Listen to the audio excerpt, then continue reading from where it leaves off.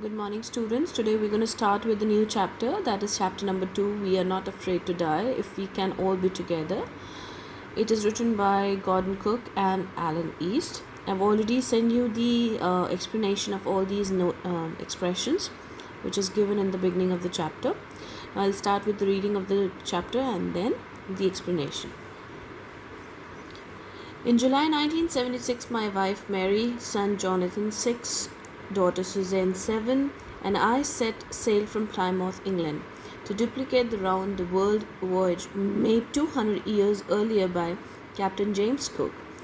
For the longest time, Mary and I, a 37-year-old businessman, had dreamt of sailing in the wake of the famous explorer, and for the past 16 years we had spent all our leisure time honing our seafaring skills in British waters.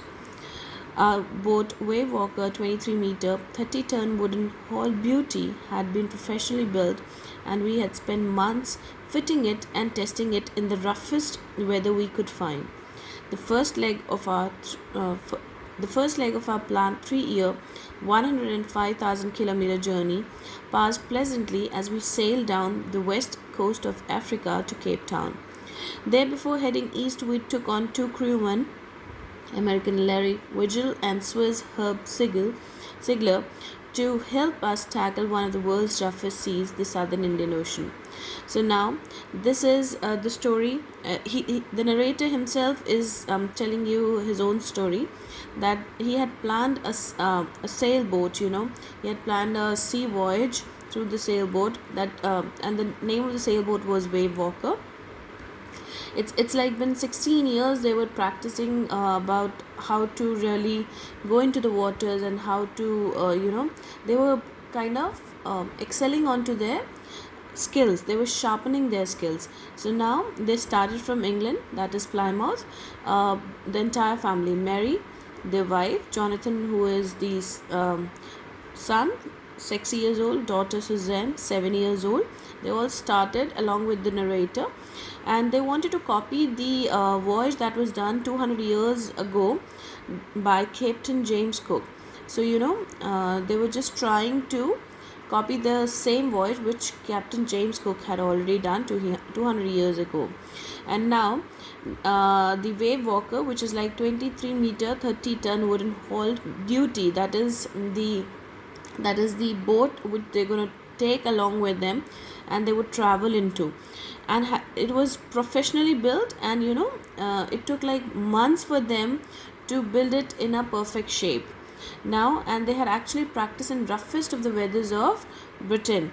So now they were like all planned, and they had already started with their journey. Like for the first 3 years, 105,000 kilometers already they had crossed. And after that, when they were planning to move to Southern Indian Ocean, they took American, that is American and Swiss is actually the nationality of these two people, Larry Vigil and Herb Sigler. So these were the 2 crewmen, because Southern Indian Ocean is one of the toughest ocean, because the waves and the gales out there is like very ferocious. So they thought that we should take somebody along with us to sail smoothly. Now moving further,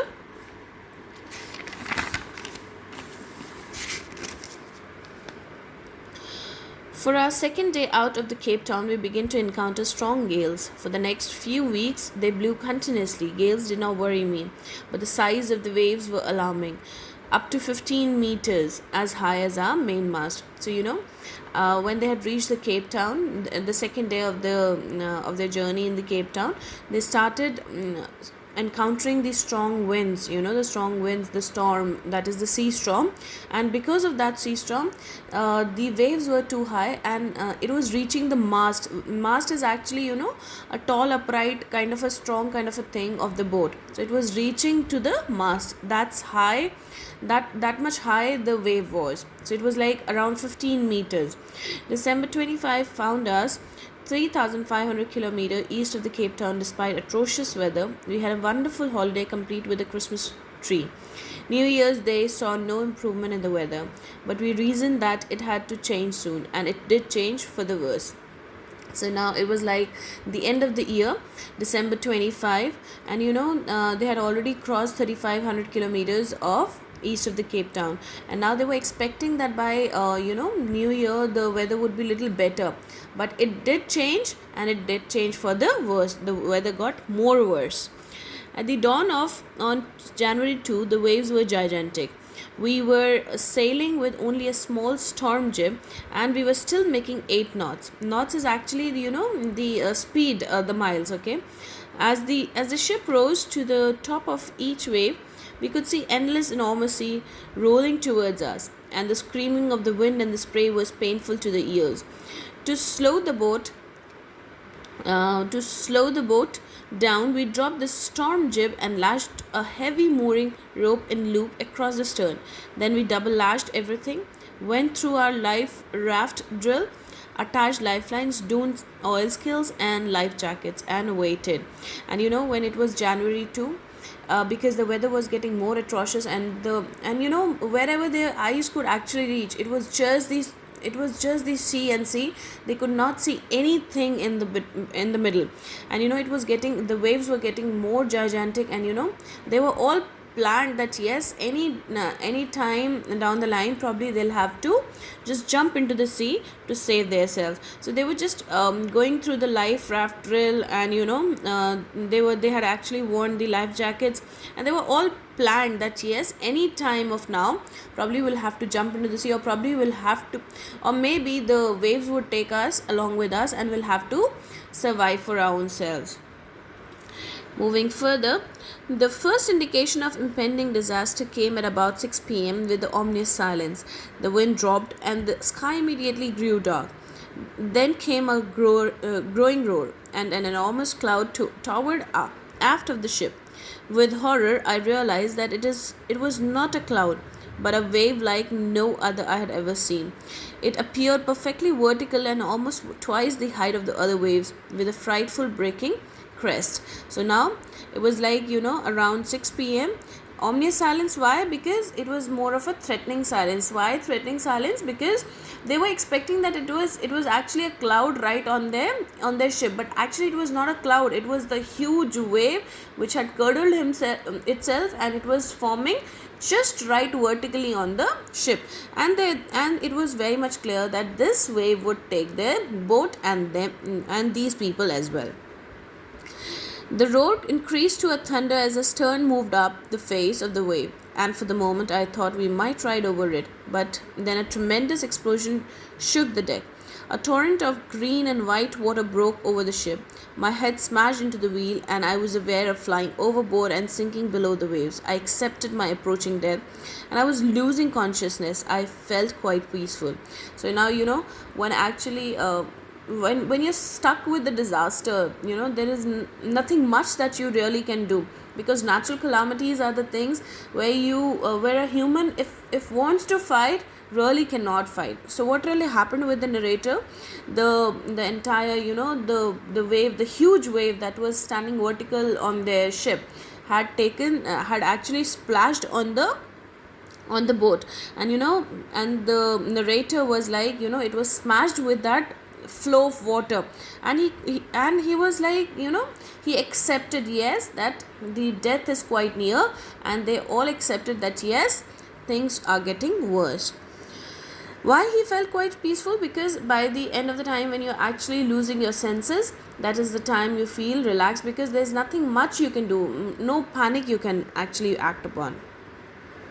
Unexpectedly, my head popped out of the water a few meters away. Wave Walker was near capsizing, her mast almost horizontal. Then a wave hurled her upright. My lifeline jerked taut. I grabbed the guardrails and sailed through the air into the Wave Walker's main boom. Subsequent waves tossed me around the deck like a rag doll.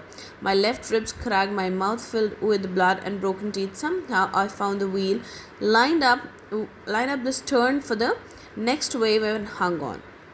So now what was really happening, it was more of a disaster coming their way. And the narrator knew that the boat was flooding with water, but he did not abandon the wheel to investigate. Now he was like looking further. He was looking further, and he could see that he was dragged like a, when you are actually splashed, just like when you wash your clothes, when the clothes are being washed in the washing machine also, the kind of hurdle it is making, exactly the same way the wave were actually playing with the narrator's life like a rag doll. The waves were actually splashing him from one end to the another. And when he realized, he could see that his left ribs were cracked, and the mouth was filled with blood because he had broken teeth. And somehow he found the wheel, and he was trying to save himself. He was just trying to uh, actually, he was just trying to investigate whether the things are under control or not. Water everywhere. I could feel that the ship had water below, but I dared not abandon the wheel to investigate. Suddenly, the front hatch was thrown open and Mary appeared. "We were sinking," she screamed. The decks are smashed and we are full of water." Suddenly what really happened? Everywhere, because the waves were really, really strong, and they were really high, and it had filled the entire boat with the water. And Mary appeared in such a disaster, and she said that water is everywhere and we are sinking. "Take the wheel," I shouted, and I scrambled for the hatch. Larry and Herb were pumping like madmen. Broken timbers hung at the crazy angles. The whole starboard side bulged towards. Clothes, crockery, charts, tins, and toys slashed about in deep water. How you all must have seen Titanic. How it is like when the water enters the boat. How difficult it is to really save for everything. Because water has got such a powerful powers. Wherein when it is like into the force, you cannot really try to save yourself or probably your belongings. So exactly the same way, the entire things, their toys, their food, their tins, everything was floating on the water. So now I half swam, half crawled into the children's cabin. "Are you all right?" I asked. "Yes," they answered from an upper bunk. "But my head hurts a bit," said Sue, pointing to a big bump above her eyes. I had no time to worry about the bump heads. After finding now he could just find out little way to reach to the children's cabin. And when he reached there, he just inquired whether they are all right or not. And Sue is like the Suzanne, and she said that there was a bump on her head, and she was saying that my head is hurting, rest, everything is okay, and we are fine. But he had no time to really interrogate on the bump heads. He just wanted to know whether the children are alive or not. After finding a hammer, screws, and canvas, I struggled back on the deck. With the starboard side dashed upon, we were taking water with each wave that broke over us. If I couldn't make some repairs, we would surely sink. So basically, the if I talk about the deck is basically the kind of a floor on the ship. So he was just trying to find a hammer, some screws or canvas. Probably he wanted to hold some water which was coming from the broken part of the floor. So he said that if I am not going to fix that floor, probably we would sink some or the other time. So he was just trying to figure out, probably he was thinking that it's the best thing that I should actually clog that particular hole. Somehow I managed to stretch canvas and secure waterproof covers across the gaping holes. Some water continued to steam below, but most of it was now deflected over the side. So now what's a hatch? It's actually opening inflow of the ship. So now he was just he was just trying to stretch the canvas and secure the waterproof hatch. It was like just so that he could actually save the inflow of the ship, that the water should stop coming inside. So he was trying his hard to save the ship from sinking. But let's read how it did not really work. So more problems arose when our hand pumps started to block up, with the debris is the malva, debris floating around the cabins, and the electric pump short circuited. The water level rose threateningly. Back on the deck, I found that our two spare hand pumps had been wrenched overboard, along with the forestay, sail, the jib, the dinghies, and the main anchor. So, when he was just trying to work out on the pumps, that the pumps could actually put the water back on the sea. So, everything got short circuited because there was a lot of water inside, and the water level was rising threateningly. So he was just trying to find another two hand pumps, which was like the manual hand pumps, so that he could work on those manual hand pumps. But he was again just finding it really hard to find them. Then I remembered we had another electric pump under the chart room floor. I connected to an outpipe and was thankful to find that it worked. That night dragged on with an endless, bitterly cold routine of pumping, steering, and working the radio. We were getting no replies to our mayday calls. What are mayday calls? Mayday calls are basically the emergency calls, the SOS calls that you make. Okay, the distress call, which was not surprising in this remote corner of the world. It looked like they had actually lost in somewhere remote corner of the world, because wherever they could just move their eyes, it was just the sea and nothing else. So it was like bitterly cold, because they had already moved into the southern Indian Ocean, and it is really cold out there. So because the water was splashing on them every now and then, they were already sunk in water, and it was getting more cold there. So it was they were just trying to connect to somebody, so that probably somebody could answer their satellite calls or the mayday calls, but there were no replies. Sue's head had swollen alarmingly. She had two enormous black eyes, and now she showed us a deep cut on her arm. So that's how the little girl was already. She was also hurt by a lot of things because of the water. So her head was swollen, and even she had two enormous black eyes, because they were like the kind of bruises under her eyes, and even she had a deep cut on her arm. When I asked why she hadn't made more of her injuries before this, she replied,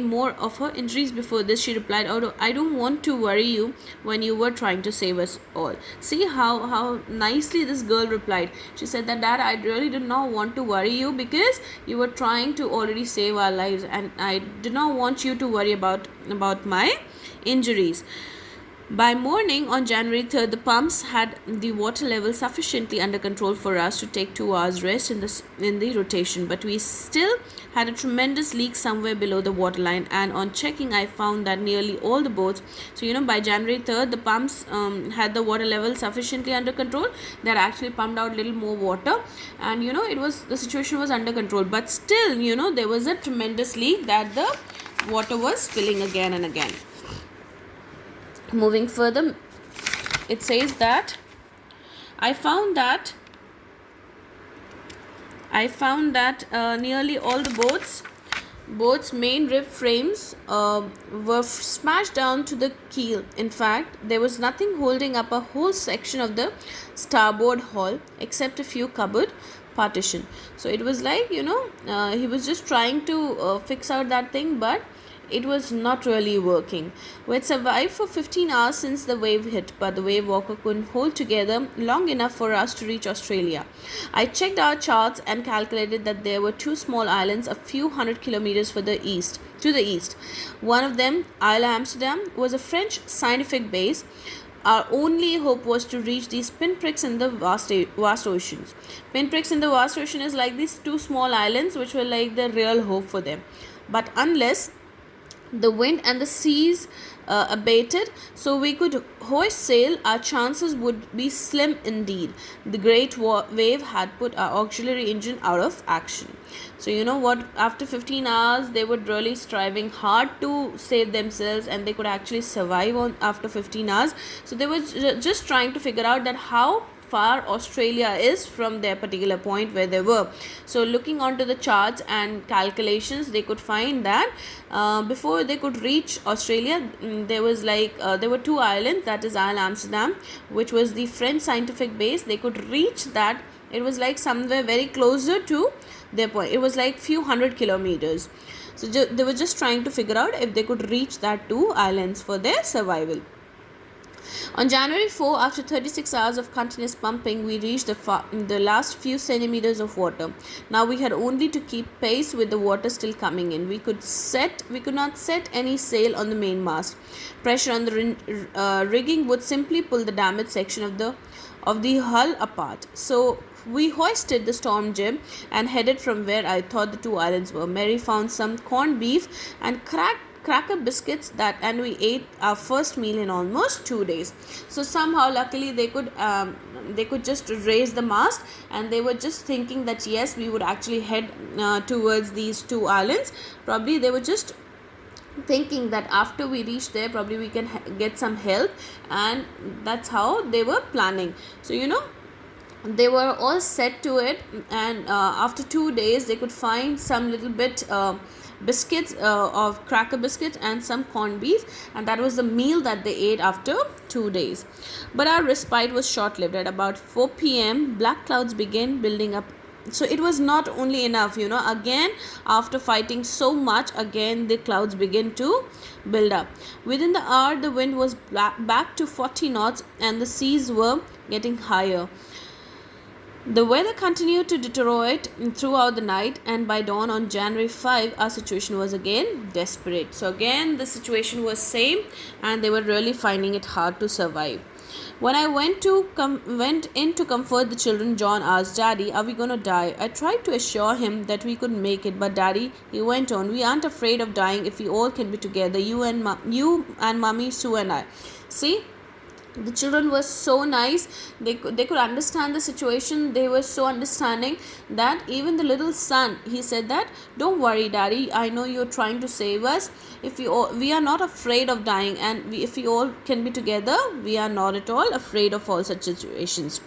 So they were just trying to reassure the father that the father should really not lose the hopes, and they did not panic at all. I could find no words with which to respond, but I left the children's cabin determined to fight the sea with everything I had. To protect the weakened starboard side, I decided to heave to, and with the undamaged port hull facing the oncoming waves, using an improvised sea anchor of heavy nylon rope with two 22-liter plastic barrels of paraffin.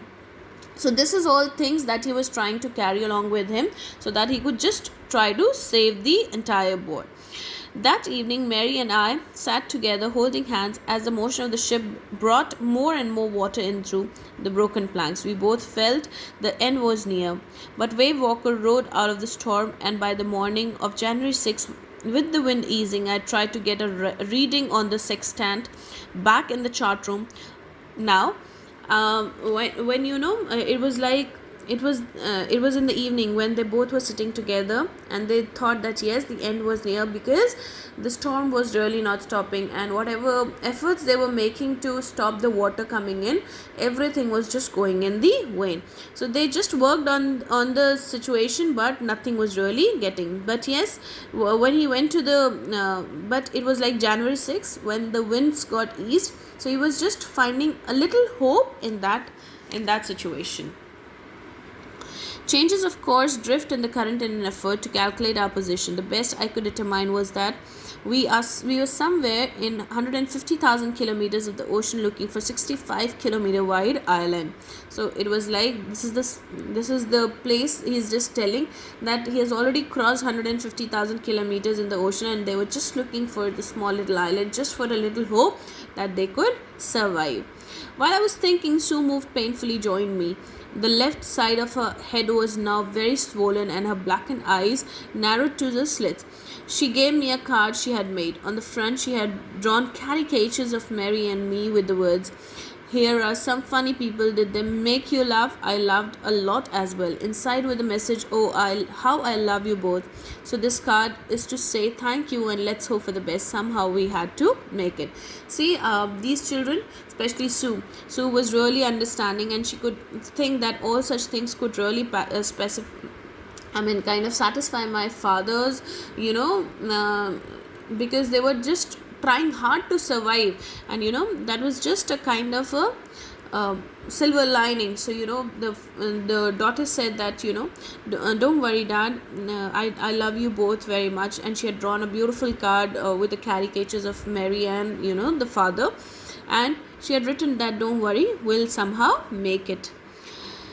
I checked and rechecked my calculations. We had lost our main compass and was using a spare which had not been corrected for a magnetic variation. I made an allowance for this and another estimate of the influence of the westerly currents which flow through this part of the Indian Ocean. About 2 p.m. I went on deck and asked Larry to steer a course of 185 degrees. If we were lucky, I told him with the conviction I did not feel, he could expect to see the island at about 5 p.m. So now, after checking all the calculations, when again he went to Larry and he said that you take a steer of about 108, you move the ship to 185 degrees, and probably if we are lucky enough, in about at 5 p.m. we'll find the island. So he made a lot of calculations after looking that. Then with a heavy heart, I went below, climbed on my bunk and amazingly dozed off. When I woke up, it was 6 p.m. and growing dark. I knew we must have missed the island, and with the sail we had left, we couldn't hope a beat back into the westerly wind. At that moment, a tousled head appeared by my bunk. Can I have a hug, John? A tousled head is actually, a person who has got a mismanaged hair. Jonathan asked. Sue was right behind him. Why am I getting a hug now? I asked. Because you're the best daddy in the whole world and the best captain, my son replied. Not today, John, I'm afraid. Why, you must be, said Sue in a matter-of-fact voice. You found the island. What? I shouted. It's out there in front of us, they chorused, as big as a battleship. I rushed on the deck and gazed with relief at the stark outline of the Isle Amsterdam. It was only a bleak piece of volcanic rock with a little vegetation, the most beautiful island in the world. So now when he actually slept, after giving him a direction to Larry, and when he slept, at about 6 p.m. he woke up, and by that time he was thinking, because he was thinking that by 5 they would actually find the island, but it was 6 already, so they thought that they must have missed the island. And but the children appeared there, and they hugged daddy, and and they said that you're the best daddy and the best captain on this earth. Why? Because you have actually found the island. So the island was there. And why they remarked that it was most beautiful island in the world? Because that was the only mode of survival out there. We anchored offshore for the night, and the next morning all the 28 inhabitants of the island cheered as they helped us. So it was an island with about just 28 people out there. With land under my feet again, my thoughts were full of Larry and Herbie, cheerful and optimistic under the distress stress. So imagine, everybody, all of them did not lose their hope.